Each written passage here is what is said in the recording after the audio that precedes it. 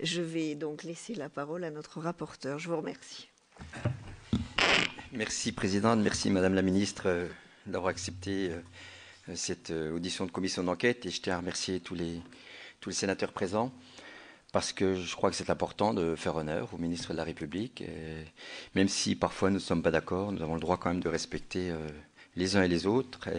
Et aujourd'hui, la Présidente l'a bien dit, ça ne sera pas simplement sur la réforme du collège, même si peut-être que les questions peuvent être transverses, mais en tout cas, ce moment aura lieu demain. Donc, merci de vous prêter à cet exercice. Donc, j'ai plusieurs questions. J'essaierai de ne pas toutes les poser pour laisser à mes collègues l'opportunité de le faire aussi, mais il y en a certaines dont je me dois d'être le transmetteur.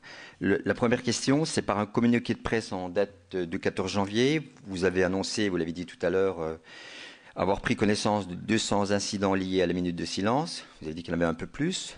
Nos décomptes sur le fondement des documents transmis par le ministère, comme par les différents rectorats, font état d'un chiffre bien supérieur. Avez-vous eu connaissance de ces incidents? Faut-il intégrer la dimension anti-républicaine de certains incidents dans les enquêtes sur le climat scolaire? C'est ma première question. Ma deuxième question a trait aux enseignants, aux chefs d'établissement qui ont parfois le sentiment d'être peu soutenus par leur hiérarchie en matière de discipline et d'atteinte aux valeurs républicaines. Comment comptez-vous y remédier? Ensuite, troisième question, au cours de nos auditions, quelques insuffisances de l'éducation civique, juridique et sociale nous ont été signifiées. Le futur enseignement moral et civique devait y remédier. Je déplore l'absence au sein du programme d'EMC des concepts de nation et de patrie qui résultent d'un choix idéologique délibéré du Conseil supérieur des programmes qui ne les considère pas assez inclusifs. Qu'en pensez-vous, une semaine après l'hommage solennel qui a pu avoir lieu au niveau des 4 grandes figures de la résistance? Comptez-vous rétablir ces concepts?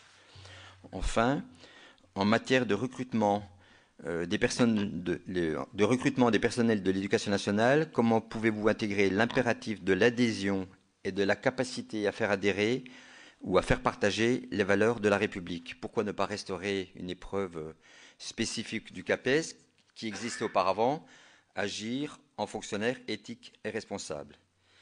Pour certains, nous sommes allés dans les SP, et dans les SP, il y a une problématique un peu compliquée, parce qu'il y a une clarification des exigences en matière de laïcité qui doit être soulignée. En effet, les étudiants en M1 et M2B, qui sont ceux qu'on appelle reçus-collés, ne sont pas astreints au respect de la laïcité. Et des jeunes filles peuvent ainsi porter librement le voile au cours de leur scolarité, ce qui n'est pas sans poser problème, à la différence de leurs disciples qui ont eu le concours, qui sont élèves fonctionnaires et qui n'ont pas le droit. Comment garantir une formation adéquate des enseignants à la transmission des valeurs de la République, ainsi que le respect de celles-ci au cours de la formation initiale?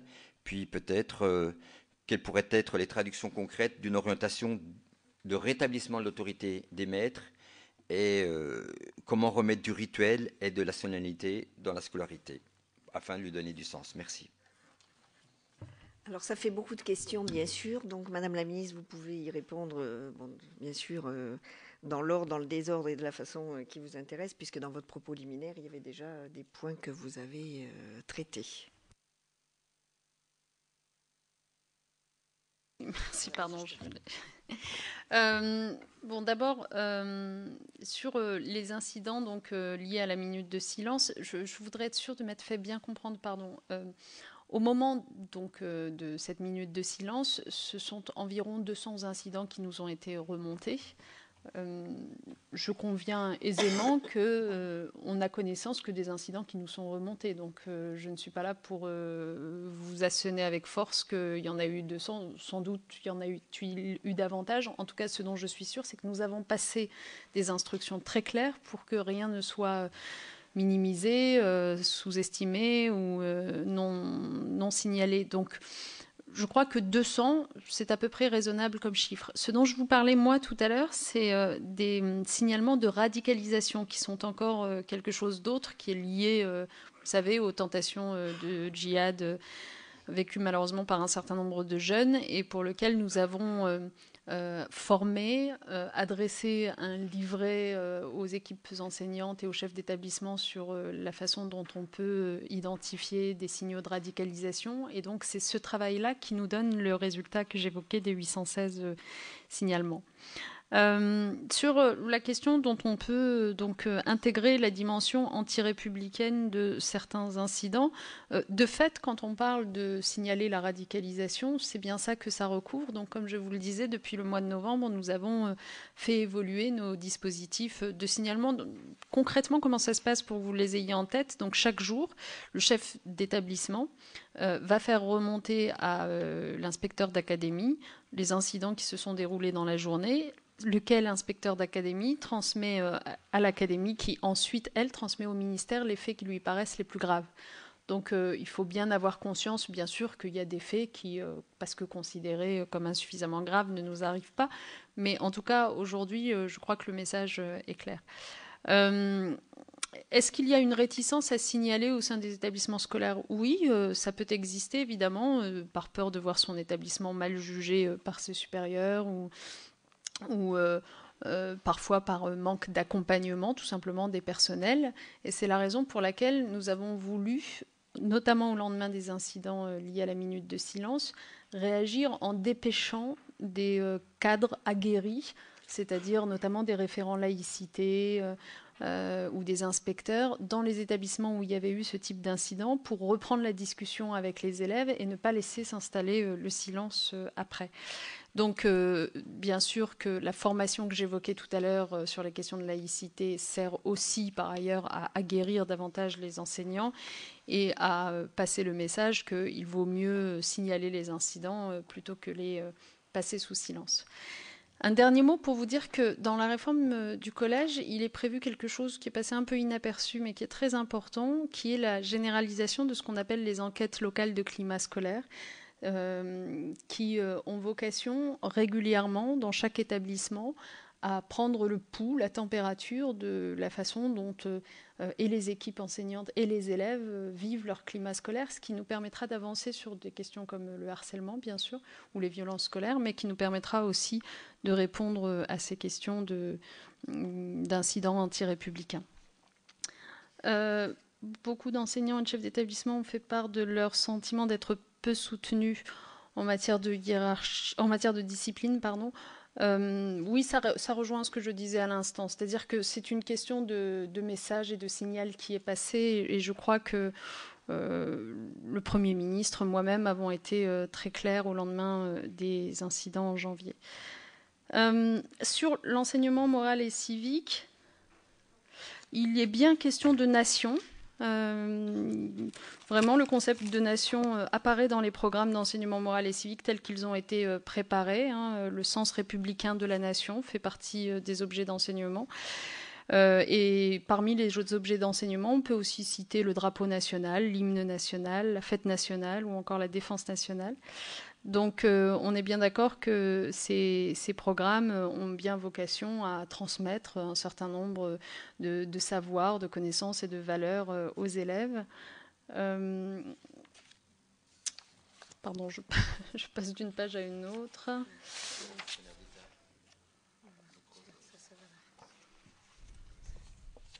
Ah oui, pardon, oui.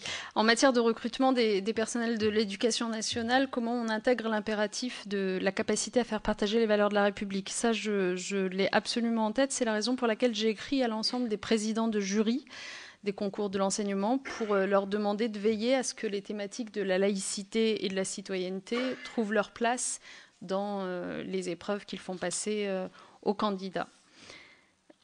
Ensuite... Ça, j'ai répondu. Sur la formation initiale.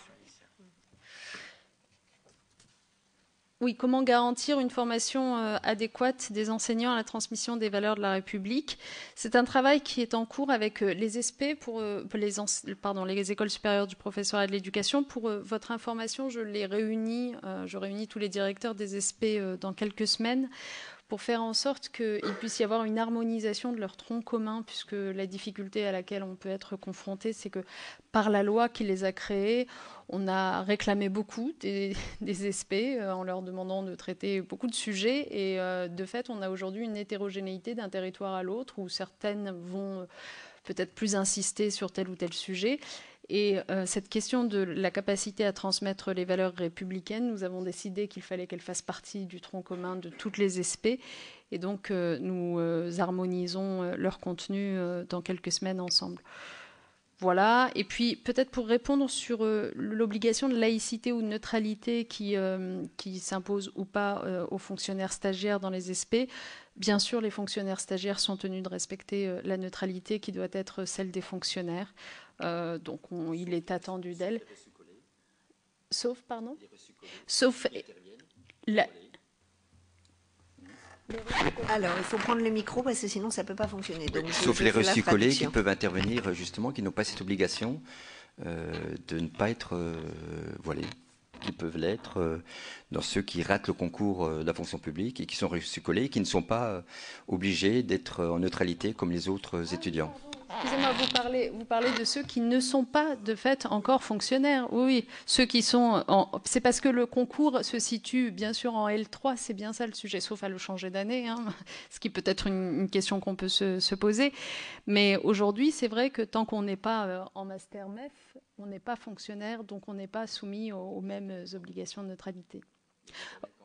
En fait, le sujet, c'est qu'on est dans cette situation, dans la même situation que tous les étudiants à l'université. Et vous savez que le non-port du voile ne s'impose pas aux étudiants à l'université.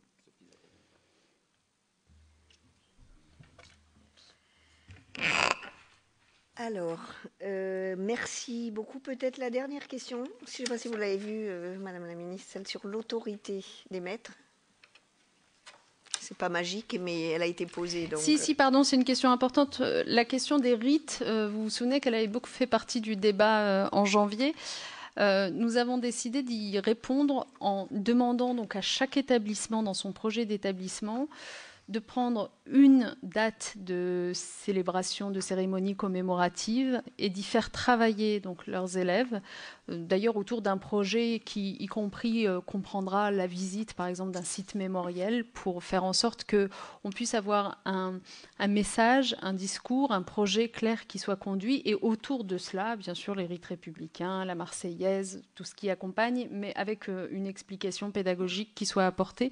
Et donc, les établissements sont en train de travailler sur ces projets qui nous permettent finalement de répondre aussi bien à la question de la transmission des valeurs républicaines qu'à celle de la transmission de la mémoire.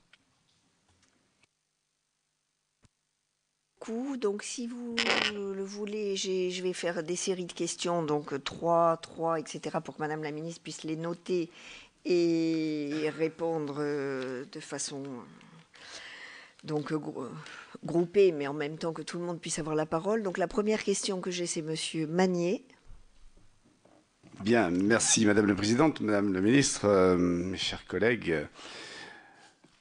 Moi, je suis d'abord très satisfait de votre audition et d'avoir entendu les quelques mises au point que vous avez pu faire sur ce qui a été fait. Au-delà des incidents qui ont pu être relevés après les assassinats du mois de janvier, puisque la problématique, si elle a été accentuée après ces malheureux attentats, existait déjà auparavant, et vous avez indiqué qu'un certain nombre de traitements avaient été prévus et avaient été ensuite appuyés et accélérés par la suite. En tout cas, moi je voudrais aujourd'hui rappeler la position de notre groupe socialiste dans cette commission d'enquête, qui est la même d'ailleurs que celle de nos camarades dans la commission des lois, qui eux aussi s'étaient préoccupés en disant que bien on ne voyait pas pourquoi une commission d'enquête pour ces questions-là, puisque il n'y avait pas à notre avis l'utilité de faire prêter serment, d'avoir toute cette solennité autour des différentes auditions qui ont pu être menées ici et qui parfois ont d'ailleurs nous ont entraînés sur des terrains assez glissants et assez désagréables. Pour ce qui nous concerne, nous pensons que l'école a besoin d'apaisement, que les enseignants ont certes besoin de formation, et je crois que les écoles supérieures des professeurs et de l'éducation ont pris en compte ce besoin de formation, bien mieux qu'il ne l'a été dans les 10 dernières années, grâce à la réforme qui a été faite au mois de juillet 2013 sur la fondation de l'école.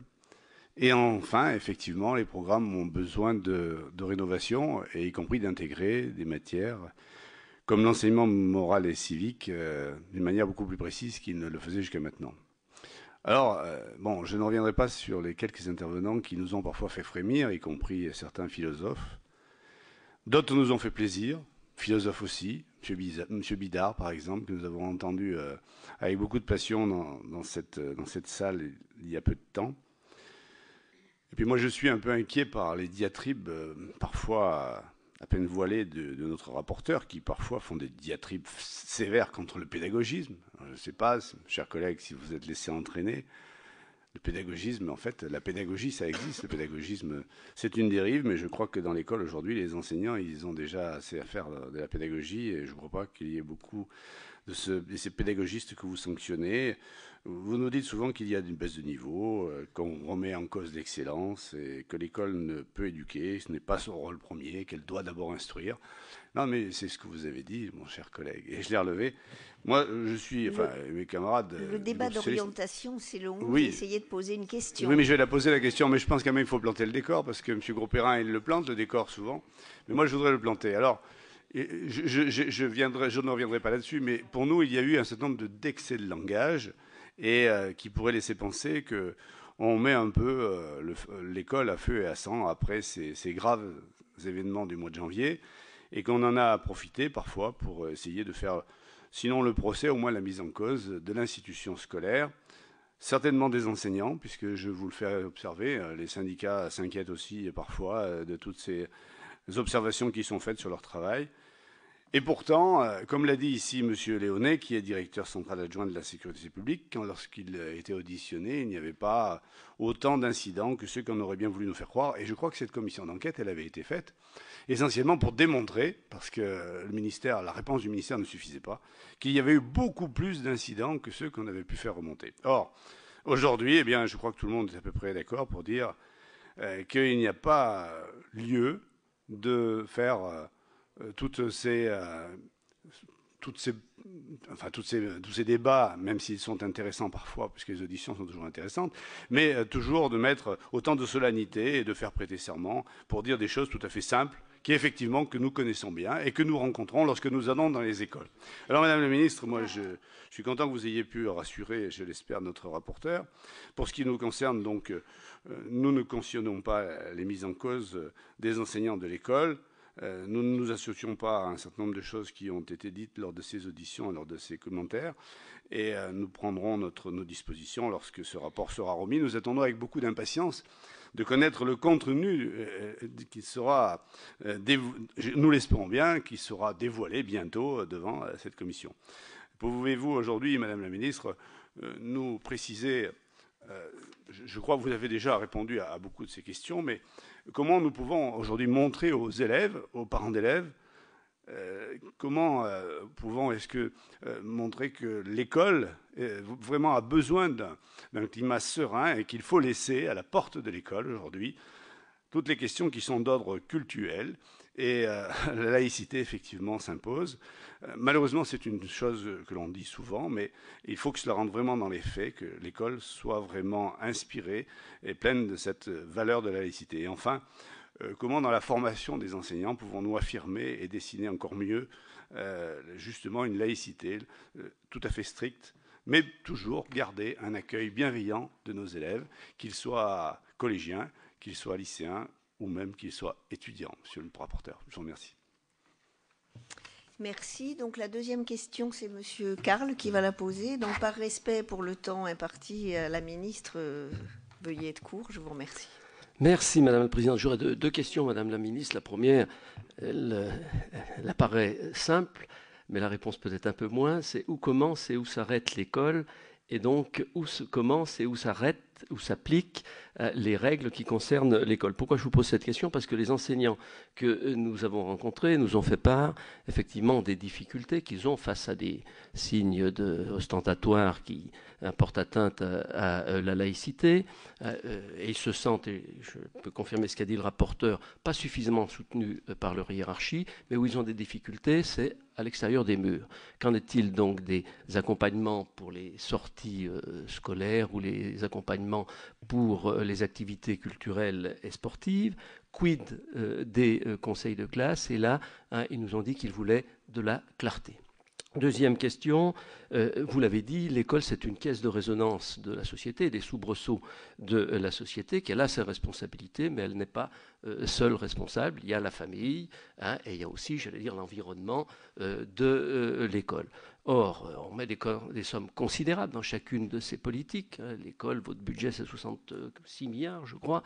La politique de la ville c'est plus de 40 milliards. La famille c'est aussi une somme considérable, et il semblerait que il n'y a pas, j'allais dire, suffisamment d'efficacité et un manque de cohérence entre ces politiques. Et est-ce qu'il ne faudrait pas avoir une vision transversale pour que ces politiques aient plus de synergie?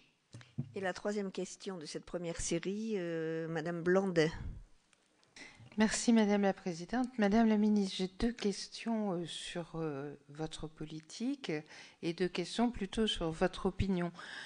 Sur la réunion qui va avoir lieu des SP, dont je me réjouis qu'elle flèche les valeurs de la République comme un élément indispensable du tronc commun, je vous demande si vous avez prévu d'inciter les directeurs à associer des acteurs de l'éducation populaire qui sont quand même très férus de l'enseignement du respect de l'autre, par l'exemple, de la culture de l'engagement, association de ces acteurs qui avait été prévue dans la loi refondation de l'école.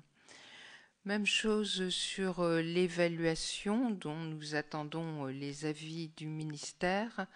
Le CSP avait dit l'importance de mêler rigueur et exigence et puis bienveillance afin que l'élève comprenne ce qui lui manque et ce qu'il a acquis, mais surtout qu'il se sente respecté. Je pense au secrétaire général de l'enseignement catholique qui nous disait « écrire copie nulle, c'est pas la dignité de l'élève, c'est pas les valeurs de la République. » Donc voilà, est-ce qu'il va y avoir des indications là-dessus? Deux choses que nous avons entendues en suggestion et sur laquelle je vous consulte. N'y aurait-il pas pertinence d'une charte d'entrée en profession, un peu à la manière du serment d'Hippocrate pour les médecins, où les enseignants déclareraient qu'ils s'engagent à faire valoir telle et telle chose? Ça me semble important. Et un détail particulier à notre République, aujourd'hui tout le monde est d'accord sur la laïcité et les valeurs de la République, mais il y a quand même encore le concordat. Je me garderai bien de m'y attaquer, ce n'est pas le lieu. Simplement, dans les départements du concordat, il y a des horaires d'enseignement religieux dont l'islam au passage est d'ailleurs prohibé, ce qui pose un petit problème. Mais ces horaires ne sont-ils pas aujourd'hui à gommer au profil de l'EMC? Ou est-ce que ça va être compatible? Merci. Madame la Ministre, si vous voulez bien répondre.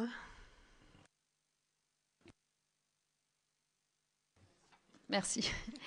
D'abord, pour commencer par Monsieur Magnier, que je remercie.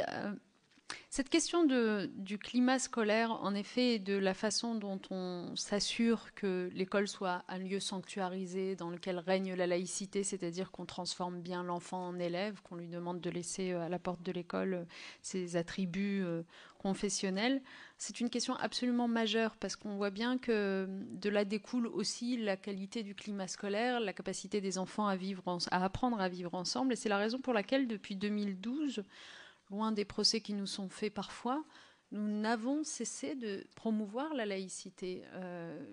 La charte de la laïcité apposée dans tous les établissements scolaires, ça n'existait pas avant. Et je peux vous le dire parce que j'étais encore hier à Nancy dans une petite école en plein milieu d'un quartier en zone urbaine sensible. avec cette charte qui était au vu et au su de tous et qui s'impose pas simplement aux enfants, mais aussi aux parents. Tous les matins, quand ils déposent leur enfant, il y a ces mots simples qui ont été pensés pour l'être, pour être compris de tous, qui désormais disent ce qu'est la laïcité. Donc je redis ici que c'est pas un principe d'exclusion, c'est un principe de cohabitation harmonieuse.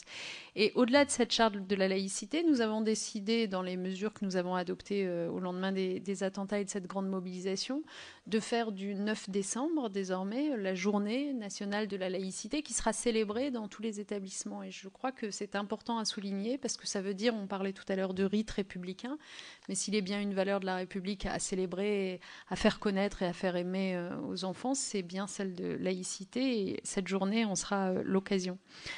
Et puis, je le disais, les enseignants avaient besoin d'être formés. C'est pour ça que nous avons lancé ce grand plan de formation à la laïcité que j'évoquais tout à l'heure, qui a déjà concerné 1200 formateurs et qui concernera donc 300 000 enseignants d'ici la fin de l'année.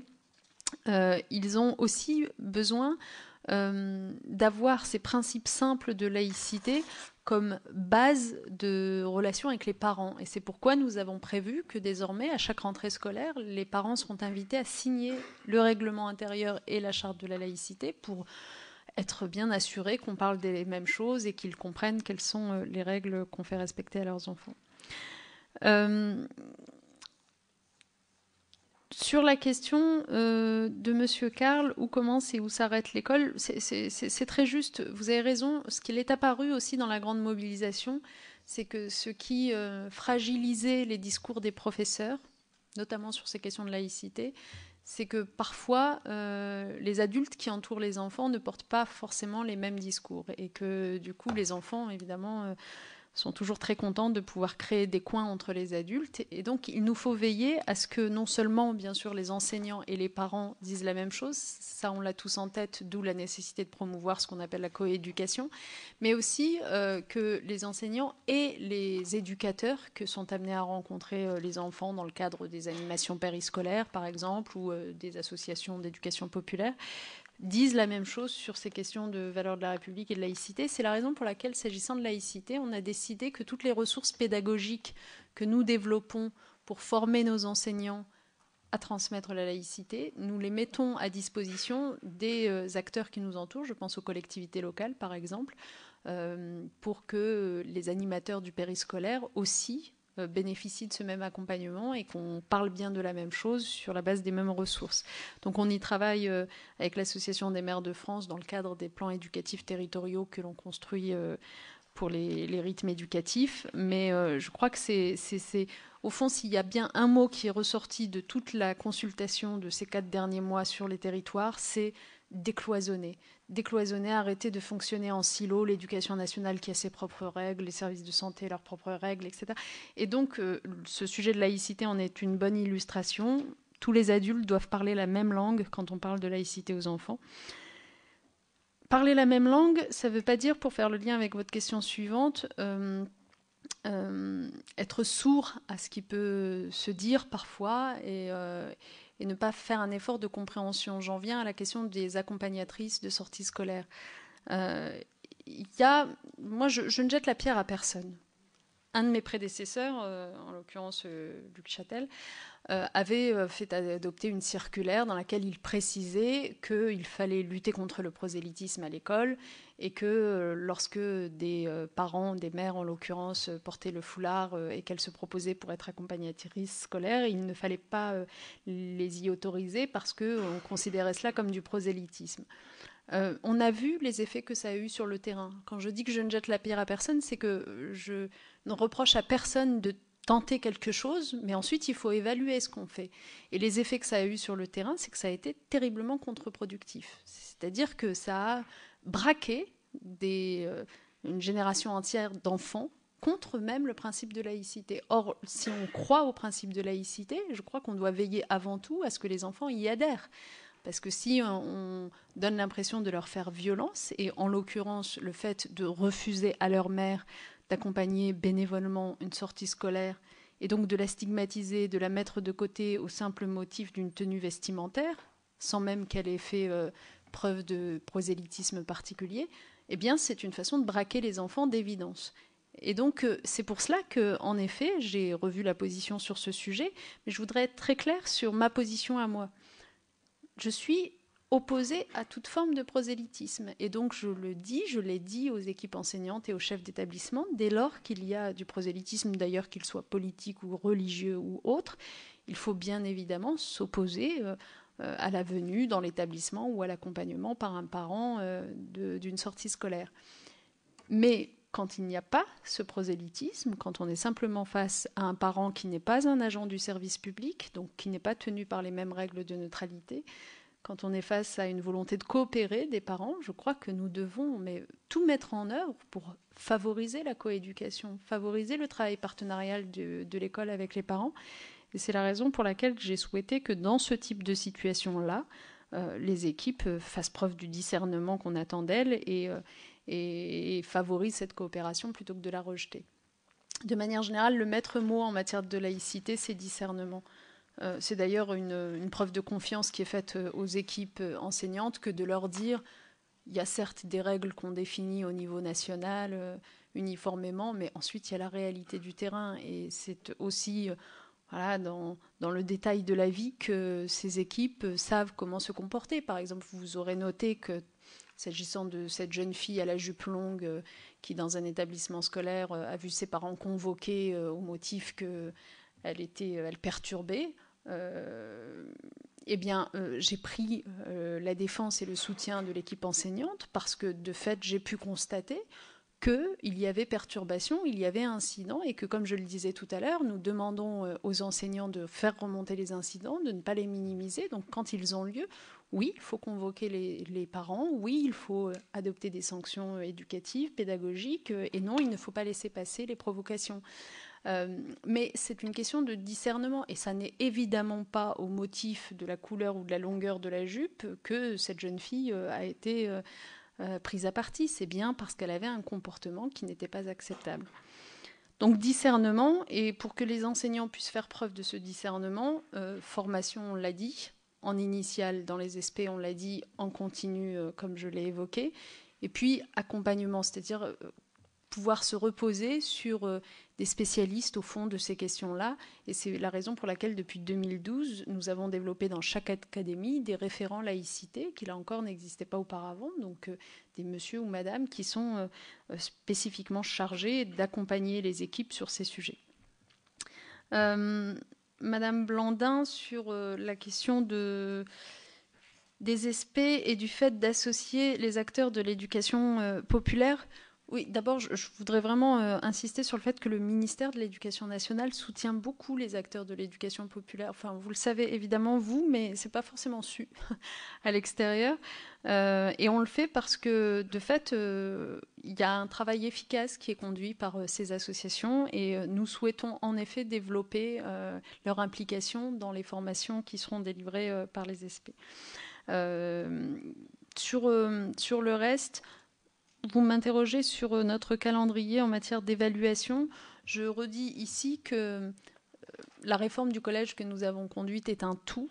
Il s'agit bien, à la rentrée 2016, d'avoir à la fois une organisation du collège, des pratiques pédagogiques qui évoluent, je ne reviens pas dans le détail, des programmes qui sont revus et repensés pour mettre l'acquisition des fondamentaux en leur cœur, et qui sont pensés en cohérence avec les nouvelles pratiques pédagogiques. Pour dire les choses clairement, dès lors qu'on introduit de l'interdisciplinarité, il faut que ça se retrouve dans les programmes, par exemple.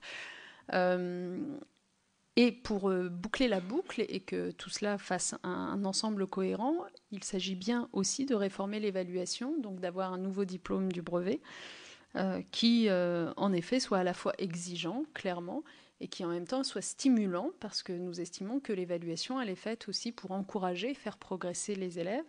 Et puis un diplôme national du brevet qui, tout simplement, conforte les évolutions que nous avons introduites. Typiquement, si dans notre réforme du collège, nous voulons mettre l'accent davantage sur la maîtrise de l'oral en plus de celle de l'écrit, mettre l'accent davantage sur la capacité des élèves à coopérer, à travailler ensemble, à mener des projets, il faut que cela se traduise ensuite parce que le brevet vient sanctionner, évaluer. Et donc, c'est l'objet de cette réforme du brevet qui va être adoptée prochainement et qui entrera en vigueur aussi à la rentrée 2016.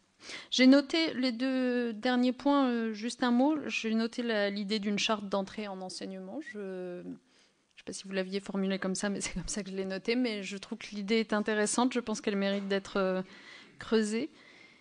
Et puis, sur la question de l'enseignement religieux, j'insiste sur l'enseignement laïque du fait religieux, dont j'avais indiqué après janvier que je souhaitais le voir renforcé dans les nouveaux programmes, puisqu'on a d'une certaine façon la chance de voir l'ensemble des programmes qui sont refondus. Donc le CSP, que vous connaissez bien, le Conseil supérieur des programmes, a reçu cette instruction et le travail est en cours pour faire en sorte que cet enseignement laïque du fait religieux soit bien présent sur les 3 monothéismes.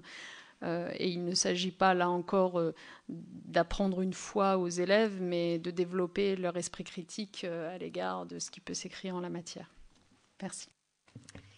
Merci. Donc, je prends à nouveau 3 questions. Monsieur Savin, Madame Perol-Dumont et Monsieur Marc. Merci, Madame la Présidente, Madame la Ministre, Monsieur le rapporteur. 3 questions. Tout d'abord, réaffirmer que nous partageons les mêmes objectifs en ce qui concerne la transmission des valeurs républicaines et la réaffirmation du principe de laïcité et la lutte contre les inégalités. Je pense qu'on peut être que tous d'accord sur ces grands principes. Première question, donc vous prévoyez dans le cadre de la mobilisation de l'école pour les valeurs de la République de dépenser 250 millions d'euros en 3 ans, dont 71 millions en 2015. Pouvez-vous être plus précise sur l'emploi de ces 250 millions d'euros et est-ce que cette enveloppe servira à rémunérer les 1200 formateurs que vous avez commencé à recruter? Deuxième question, vous avez parlé tout à l'heure des 816 signalements. Concernant donc le cas de ces 816 signalements, un suivi précis de leur comportement a-t-il été assuré? Est-il assuré? Et comment comptez-vous accompagner ces élèves? Et troisième question, malgré l'épisode du mois de janvier, on voit continuer de se propager des incidents graves dans les établissements scolaires. Des élèves ne sont plus en sécurité. Les enseignants, dans certains établissements, ne sont plus en sécurité. Est-ce qu'il y a un lien entre ces 816 signalements et ces cas d'agressivité, de violence dans ces établissements scolaires, ou est-ce que c'est une liste complémentaire qu'il faut établir, parce que bien sûr il y a eu ce qui s'est passé au mois de janvier, mais il y a encore aujourd'hui des comportements inadmissibles qui ont lieu dans les établissements scolaires, où des enfants aujourd'hui ont beaucoup de difficultés à même aller au collège ou à l'école parce qu'ils ne se sentent pas en sécurité. Et je voulais savoir un petit peu quelles sont les actions que vous préconisez dans ces établissements. Madame Perol-Dumont. Merci Madame la Présidente. Madame la Ministre, merci de votre participation à cette commission. Votre ministère de l'Éducation nationale n'a pas attendu les terribles événements de janvier dernier pour poser le fait que la transmission des valeurs républicaines, que le principe de laïcité était fondamental au sein de l'éducation nationale. Vous avez cité la charte de la laïcité, vous avez parlé des référents laïcité, et nombre d'enseignants, et depuis longtemps, font de la transmission de ces valeurs une des pierres angulaires de leur action. Moi, je me réjouis qu'au sein de cette commission, on arrive à un consensus autour du fait que l'enseignant est le maillon essentiel de la transmission des valeurs. Mais je n'oublie pas que le président de la République, il n'y a pas si longtemps, il y a cela 4-5 ans, avait dit que dans la transmission des valeurs, personne ne remplacerait le prêtre. Non, nous pensons, nous, ici, que personne ne remplacera l'enseignant dans la transmission des valeurs, et je crois qu'il faut le rappeler. Mais pour autant, et vous avez défini un cadre, les choses ne sont pas si simples. Ce matin encore, un jeune enseignant qui travaille en région parisienne, que je connais par ailleurs, s'est retrouvé confronté à une situation difficile. Il est professeur de physique-chimie et un de ses élèves a refusé une manipulation qui comportait une manipulation d'alcool parce qu'il devait se tenir à une certaine distance de l'alcool. bien sûr, il va faire un signalement. Bien sûr, les choses vont vous remonter. Mais comment ce jeune enseignant doit-il réagir in situ dans sa classe pour que son cours continue, pour qu'il ne soit pas désavoué? Donc on voit bien que là, au niveau de la formation des enseignants, il y a beaucoup à faire. Et cela me rappelle à autre chose, la nécessité, et nous vous remercions d'avoir remis la formation des professeurs comme un fondamental. Non, le fait d'avoir un master ne suffit pas pour enseigner. Enseigner, c'est un vrai métier, de plus en plus difficile, exaltant mais difficile. Et vous avez bien raison, Madame la Ministre, d'avoir remis la formation comme une des pierres essentielles. Donc comment, par rapport au cas précis dont je parlais, cet enseignant peut-il réagir?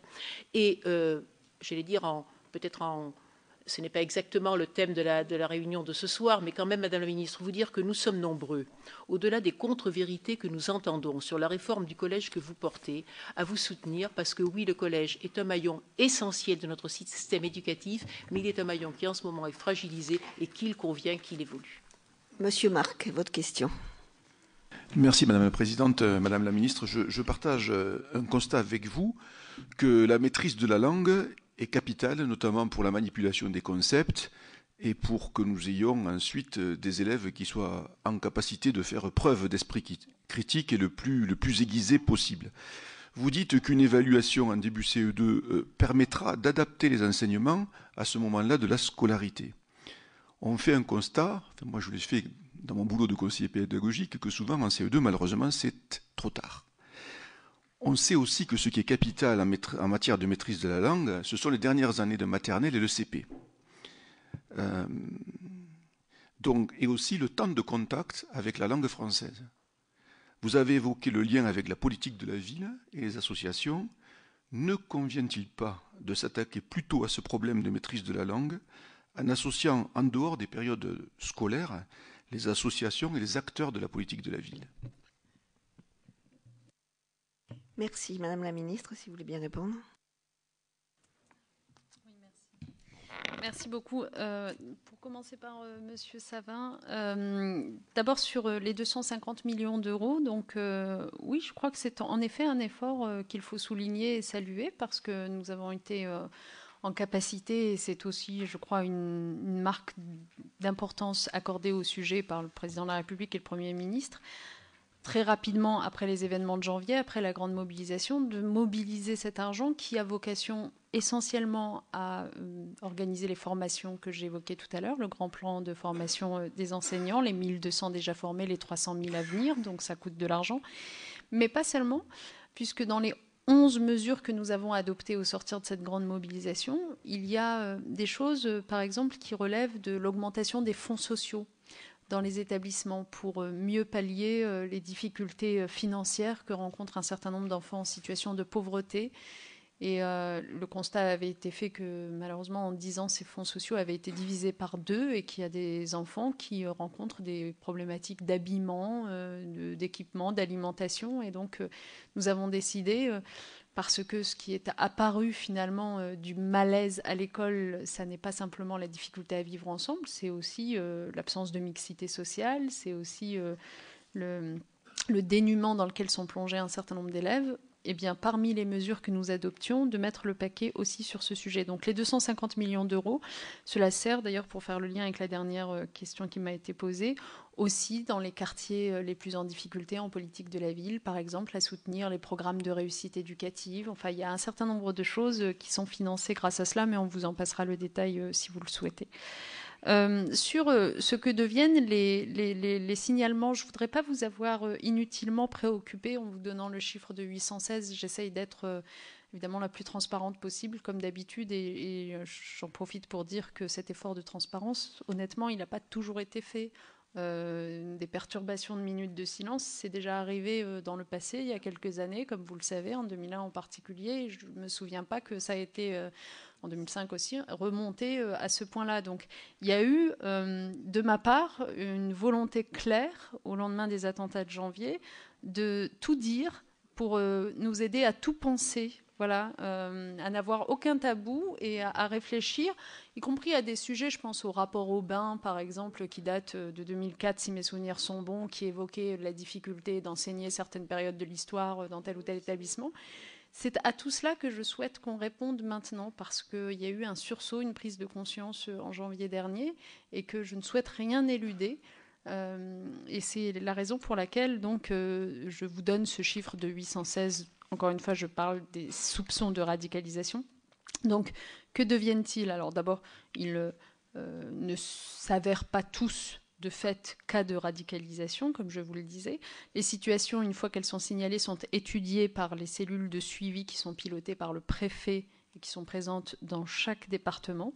De nombreux signalements ne révèlent pas, après étude, une réalité de radicalisation, mais sont pour autant traités, cette fois-ci, par les procédures classiques type enfance en danger, c'est-à-dire que quand on a entendu un enfant ou un jeune tenir des propos qui nous semblent préoccupants, même si de fait il ne s'avère pas dangereux ou embarqué dans un processus de radicalisation, on vérifie quand même voilà, le fait qu'il ait pu entendre de tels propos chez lui, et la cellule de suivi va alors proposer à la famille, généralement, des dispositifs d'aide via les réseaux d'aide à la parentalité, la prévention spécialisée, des soutiens psychologiques. Donc c'est une prise en charge derrière qui est assurée par des professionnels de la chose qui ne sont plus les enseignants. Donc nous avons en quelque sorte transmis cela à ceux dont c'est la compétence.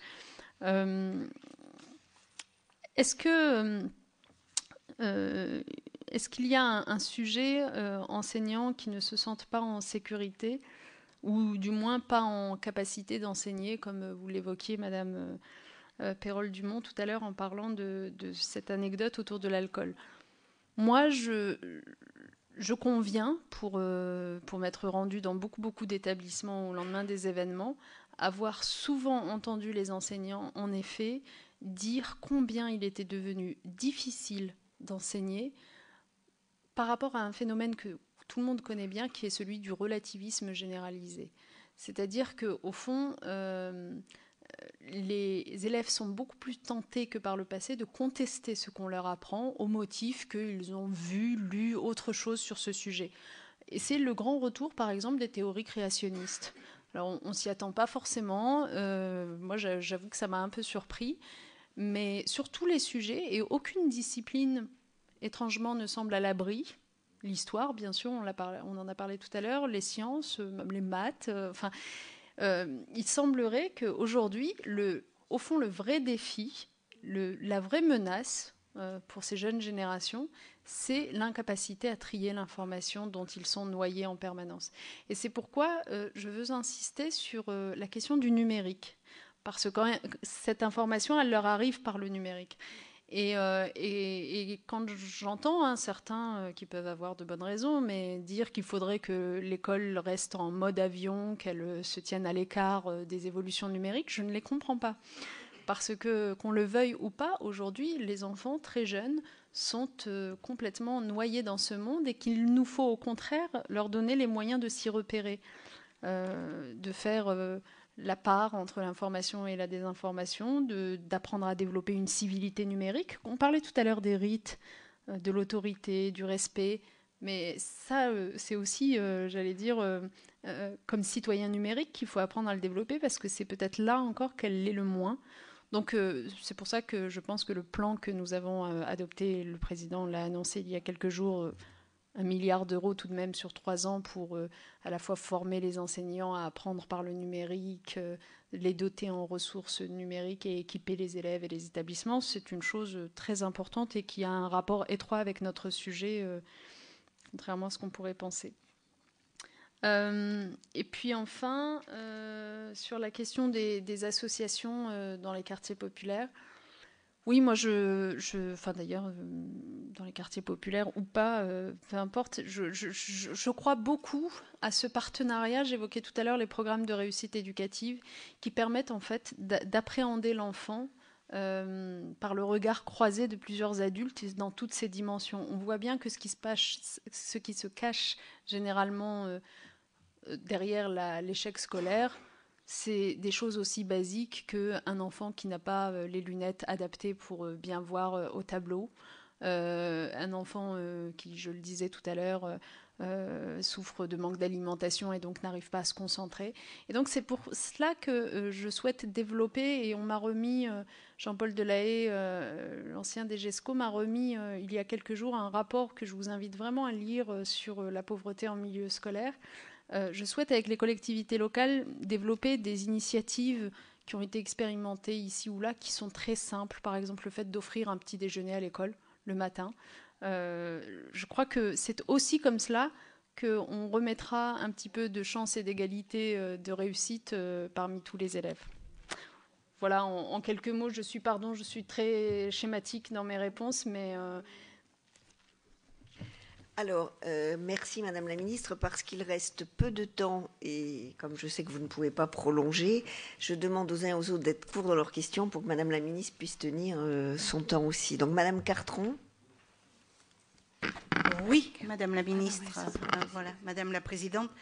Alors d'abord, avant de passer une question, je vais rebondir sur le propos de Monsieur Carle qui s'interrogeait sur où s'arrête l'école, où elle continue et comment on traite de ces problématiques de citoyenneté. Je vais lui faire part d'un sondage qui a été fait par justement les villes de France et qui aujourd'hui nous disent que 75% des activités périscolaires, dans le cadre de la fameuse mise en place des rythmes scolaires, ont trait à l'apprentissage des valeurs républicaines. Donc je crois que ça, c'est un axe, et ça prouve tout le bien fondé, je voudrais dire, ce n'est pas le sujet d'aujourd'hui, mais enfin, des rythmes scolaires, lorsque justement, hors école, on s'approprie aussi cet enseignement des valeurs républicaines. Voilà quelque chose qu'il faut amplifier, et je pense que ce sondage n'est pas fabriqué, il est très objectif. Ensuite, il a été souligné des choses essentielles, comme l'apprentissage de la langue. Et bien évidemment, on le sait, les enfants, on apprend avec les autres. Et en apprenant avec les autres, c'est l'importance de l'école maternelle, de l'école primaire. Mais vous avez parlé, en fin de propos, Madame la Ministre, de ce rapport de Jean-Paul Delahaye, qui contient ce chiffre terrifiant de 1,2 million d'enfants pauvres. Je crois qu'aujourd'hui, ces enfants-là sont silencieux et presque invisibles par rapport à toutes les polémiques qui se passent. Alors moi, j'ai envie de poser une question, quand même, je vais la poser, oui, mais enfin, on ne peut pas être non plus toujours schématique, parce que quand on schématise, on caricature. Et cette mission, elle ne doit pas caricaturer ce qui est dit. Donc moi, je pense qu'il y a un élément, vous l'avez effleuré, sur lequel il faut réfléchir, parce que bien sûr, tout le monde brandit les notions de république, de valeurs, qui ne sont plus incarnées ou qui seraient en perdition. Mais je crois que les valeurs de la République, elles doivent être affirmées, mais elles doivent aussi être vécues. Et donc, comment peut-on faire vivre les valeurs de la République dans une école où, le dernier rapport du CNESCO le montre, la mixité sociale n'est pas là, où la ségrégation sociale se sédimente avec la ségrégation scolaire et où des enfants qui sont scolarisés dans ces établissements ont l'impression que la République n'est pas porteuse des valeurs de liberté et d'égalité ou de fraternité comme on leur fait apprendre et réciter. Donc comment aujourd'hui inverser cette tendance et s'atteler à cet énorme problème de la mixité réelle dans les établissements. Monsieur Carle.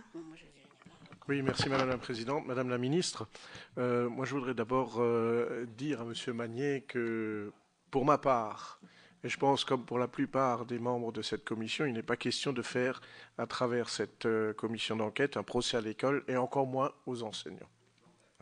Dont acte. Voilà. Je ne m'étendrai pas sur le concordat parce qu'on aura l'occasion, je pense, d'en reparler du concordat. Parce que sinon, on risque de déborder. Par contre, moi, je voudrais revenir sur le parcours citoyen de formation à la citoyenneté et à travers l'enseignement de l'ECJS, donc en lycée, cette notion de citoyenneté est contenue donc ce parcours. Et là, on se heurte souvent à un problème en lycée, parce que cette heure ou heure et demie en fonction du niveau de CJS, et là, je parle en connaissance de cause, puisque comme la plupart d'entre nous, j'étais enseignant avant, et comme beaucoup, je dirais alors, pas la plupart, comme beaucoup.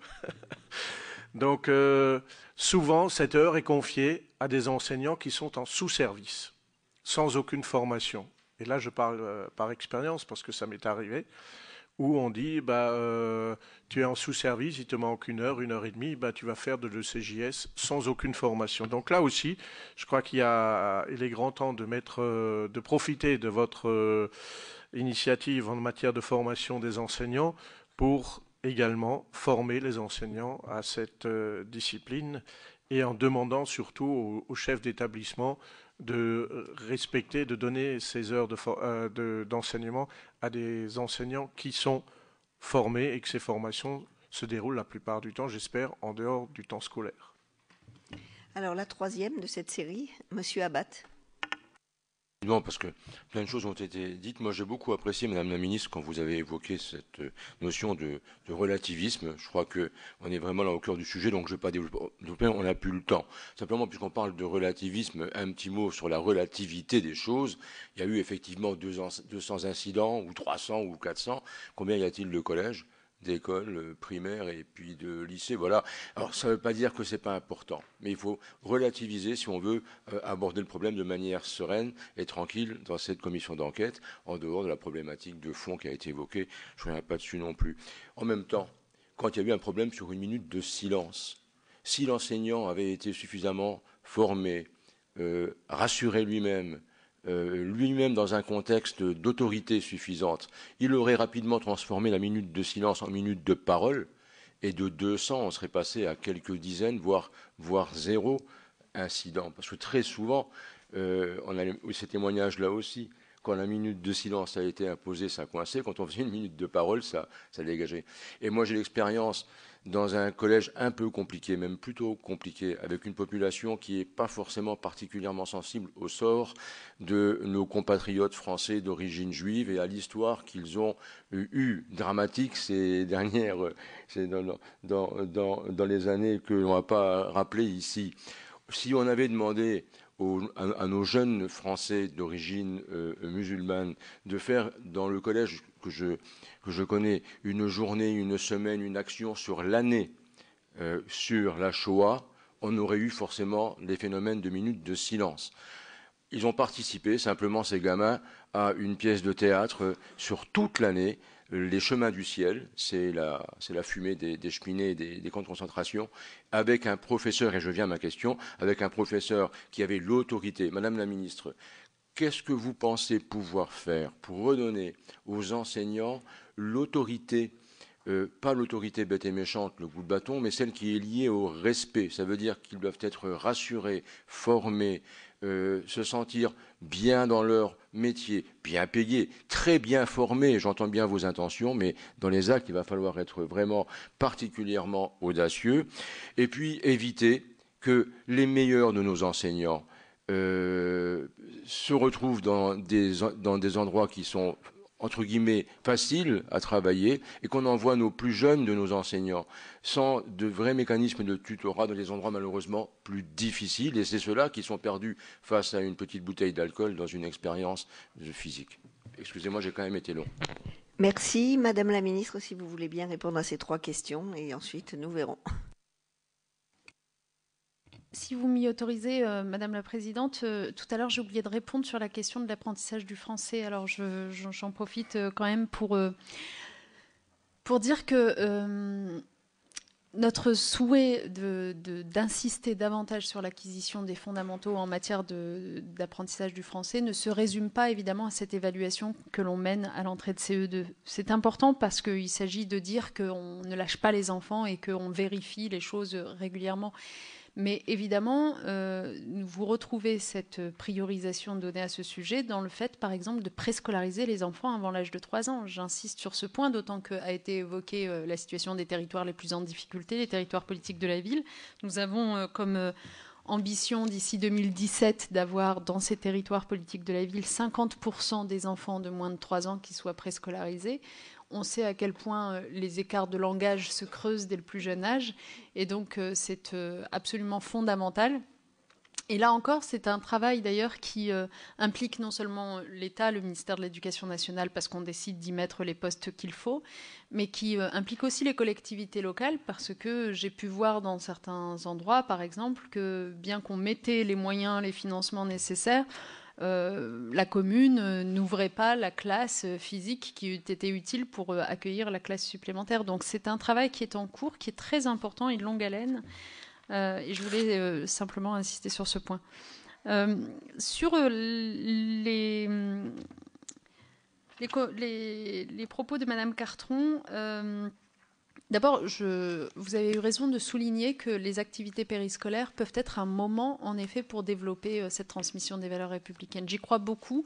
Et on a parlé tout à l'heure de rites, mais je crois qu'en effet, c'est aussi dans ce cadre-là que peuvent être développées un certain nombre de choses, et d'où l'importance d'y travailler ensemble avec les collectivités locales, d'où l'importance de signer des plans éducatifs territoriaux pour que nous mutualisions à la fois nos objectifs et nos moyens pour garantir du périscolaire de bonne qualité. Et entre parenthèses, je vous le dis, si vous ne l'avez pas en tête, mais vous vous souvenez que quand j'ai décidé il y a quelques mois à la fois de reconduire le soutien financier aux communes à raison de 400 millions d'euros par an pour financer ce périscolaire, et en même temps de leur demander de signer des plans éducatifs territoriaux avec nous pour bien faire l'articulation entre le temps scolaire et le temps périscolaire et avoir du périscolaire de qualité, on m'a répondu mais ça va être très difficile pour les communes de s'engager dans CPE-DT, c'est beaucoup de démarches administratives, etc. Et bien de fait, on a dépassé les 10 000 communes signataires. Donc en gros, on est à la moitié et je pense que d'ici la fin de l'année, on sera bien à l'ensemble des communes signataires comme nous l'avions souhaité et avec un périscolaire dont la qualité du coup s'améliore. Madame Cartron a évoqué aussi la question de la mixité sociale. C'est tellement vrai que des enfants qui vivent l'expérience de la ghettoisation, du sentiment d'être séparés socialement des autres, de n'avoir pas accès aux mêmes rêves ou aux mêmes perspectives, ne peuvent pas entendre quand on leur parle des valeurs de la République. C'est une évidence. Et donc c'est vrai que cette question de la mixité sociale, dont le CNESCO a fait encore un rapport récemment, est cruciale pour nous. Et je sais qu'elle est difficile, et je vous le dis parce que j'aurais aussi besoin de votre appui et de votre soutien en la matière. Nous devons veiller, comme nous nous y sommes engagés, à revoir les secteurs, à avoir des secteurs de collège qui soient plus larges, qui comportent davantage d'établissements pour permettre au pouvoir public d'avoir une marge de manœuvre d'affectation des élèves qui nous permettent d'atteindre un équilibre plus grand que celui qu'on connaît aujourd'hui. Et pour ce faire, et pour ne pas inquiéter inutilement les parents, parce que sinon on comprend très bien qu'un parent puisse chercher à contourner les règles quand c'est dans l'intérêt de son enfant, il n'y a rien qui puisse dépasser l'intérêt de son enfant, on comprend. Il faut que nous veillions à ce que dans tous les établissements, on ait une offre d'excellence qui soit là. Et on ne peut pas, et c'est l'objet de la réforme du collège, on ne peut pas se satisfaire que certaines offres, certaines prestations, certaines filières soient réservées à certains établissements quand les autres passent à côté. C'est ça aussi qui crée la non-mixité sociale. Donc, au fond, il y a une profonde cohérence entre ce que nous faisons dans la réforme du collège, où nous veillons à offrir le mieux à tous les élèves, donc dans tous les établissements, et en même temps, cette nécessité de redessiner la carte scolaire qui veillera à avoir un équilibre, sachant que toutes les enquêtes, pour le coup, on devrait davantage les commenter, démontrent que tout le monde a à gagner de la mixité sociale et de la mixité scolaire. Les bons élèves y compris.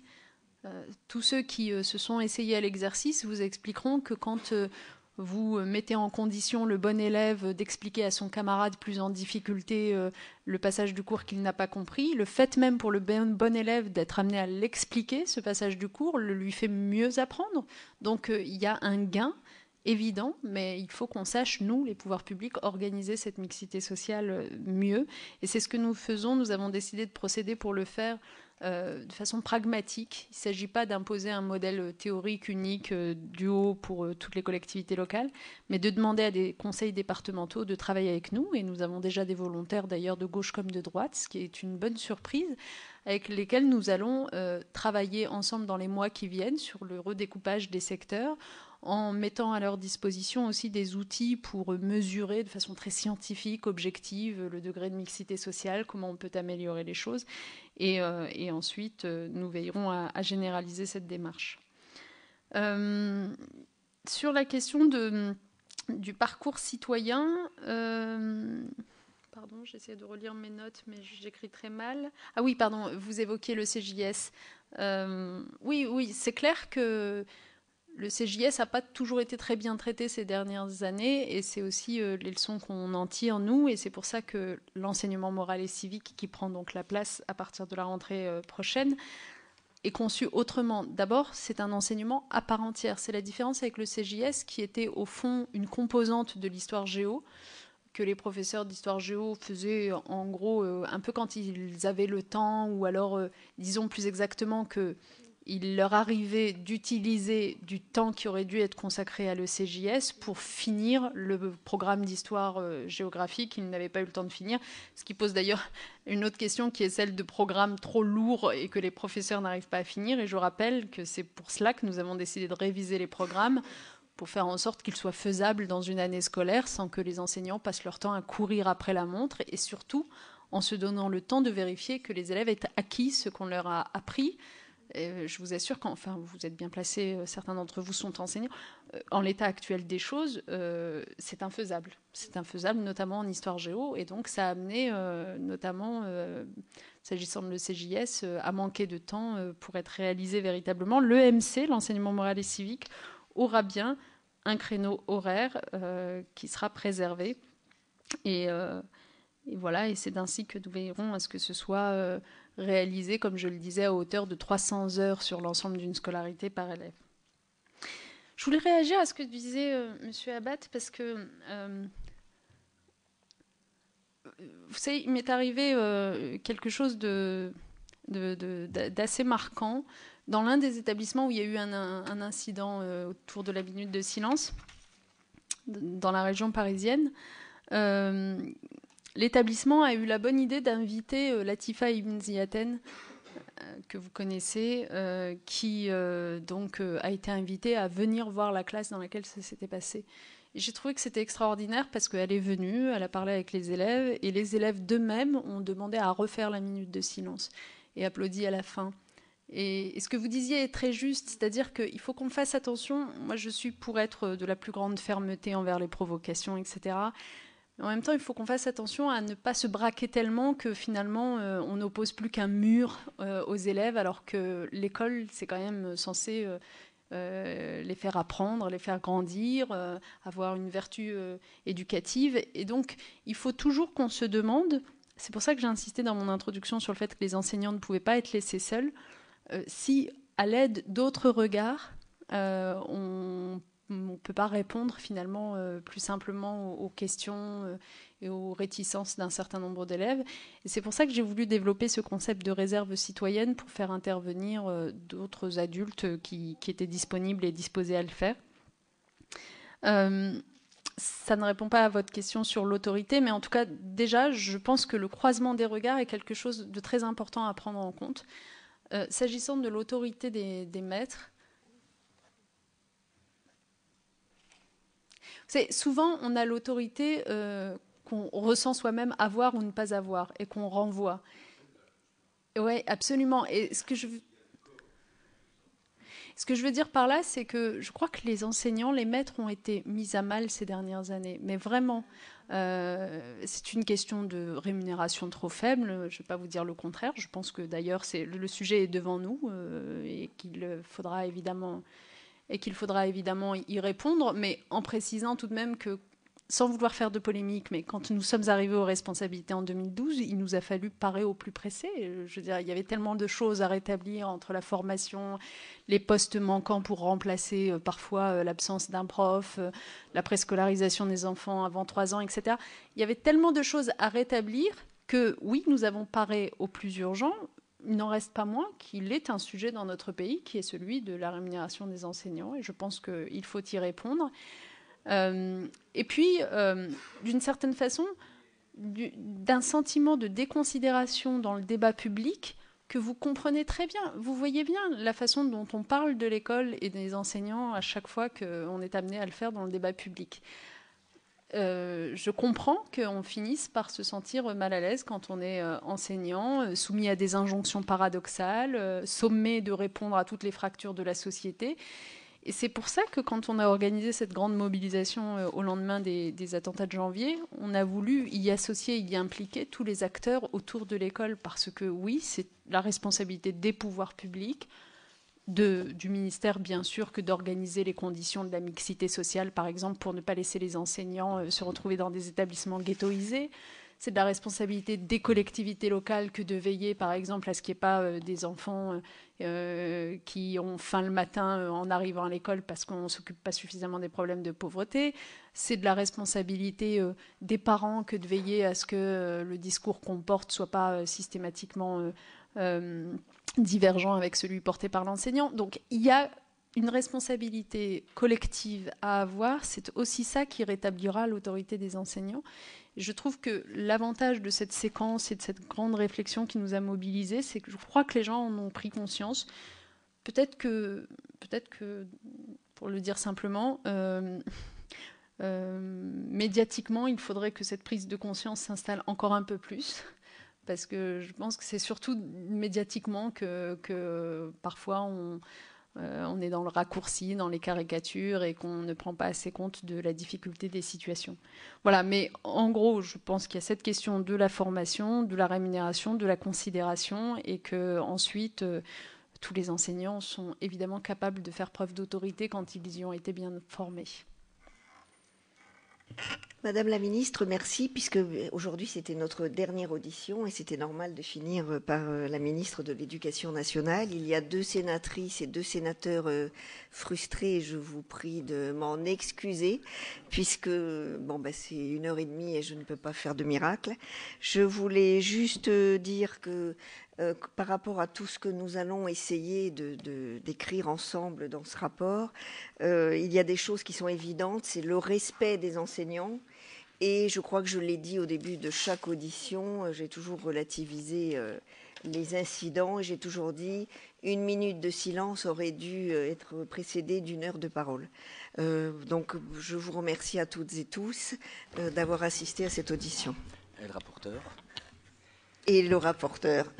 voudrais conclure également. Je vous remercie pour votre honnêteté parce que je ne répondrai pas à M. Magnier tout à l'heure sur les problèmes entre formation, éducation, etc. Je crois que tout ce qui est excessif est insignifiant, mais simplement vous dire, Madame la Ministre, vous avez été très claire, vous avez été courageuse de dire les choses.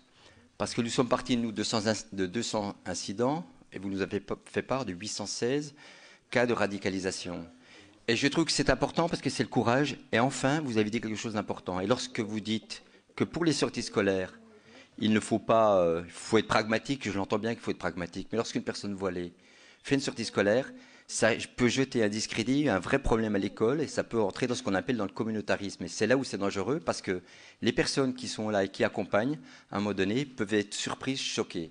Je terminerai par ce qu'a dit Aubin. Aubin avait dit, il y a 10 ans, les gens souriaient. 10 ans plus tard, ils font le djihadisme, et on y est. Merci. Merci.